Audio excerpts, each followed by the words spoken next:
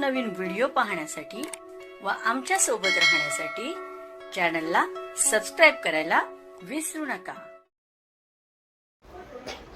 तर बघा काय माहिती आहे, सरकारी कर्मचाऱ्यांसाठी आठव्या वेतन आयोगाबाबत महत्त्वाची घडामोड समोर आली आहे।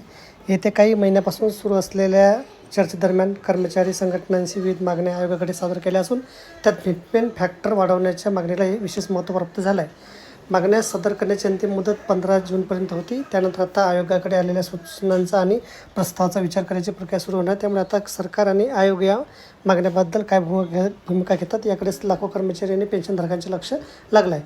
कर्मचारी संघटनांनी मूळ वेतनात वाढ, महागाई भत्त्याच्या गणनेत सुधारणा आणि फिटमेंट फॅक्टरमध्ये वाढ अशा प्रमुख मागण्या केल्या आहेत। सध्या 7व्या वेतन आयोगानुसार फिटमेंट फॅक्टर 2.57 इतका आहे, मात्र वाढत्या महागाईचा विचार करता तो 3.83 पर्यंत वाढावा अशी मागणी कर्मचारी संघटनाकडून करण्यात आली आहे। 7व्या वेतन आयोगाच्या अंमलबजावणीच्या वेळी 1.86चा फिटमेंट फॅक्टरवरच्या आधारे किमान मूळ वेतन 7,000 रुपयावरून 8,000 रुपयापर्यंत वाढवण्यात आलं होतं।